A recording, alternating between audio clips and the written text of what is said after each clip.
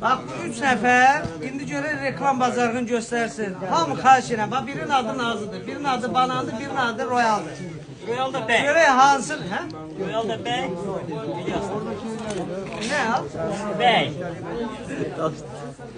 Nə bilim, nəsə deyir, sonra başa düşür. Deməli, üçündən biri ən yaxşı hansıdırsa, onun adını yazın orada, xahiş edirəm. Buyurun, davay, Hodr meydan. Şalvarlarımızın qiyməti cins şal 15 manatdan başlayır. Krasovkalarımız 5 manatdan. Ayaqqabılarımız 11 manatdan. Koftalarımızda 9 manatdan. Onu öyrətməyin, siz özünüz deyin, zaman sizə baxın. Buyurun. Hər ölçüyə, hər büdcəyə uyğun Davay, görüşün.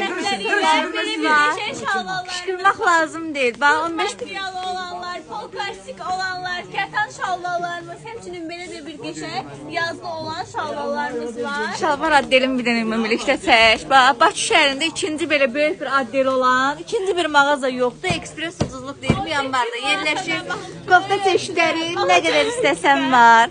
Bu bir addelə fırlanırsan, bax o girişdən girdin, sportlar, koftalar, ayaqqabılar başlayır. Bəylər üçün də var. 5 manatdan. 19 manata başlayır. Cütlüklərimiz üçün həm xanımlar, həm bəylərin geyinə Yəni ərər biləcəyi var. dəstlərimiz də var. İndi gördünüz ki, bunların üçün bir yerə qoysaq.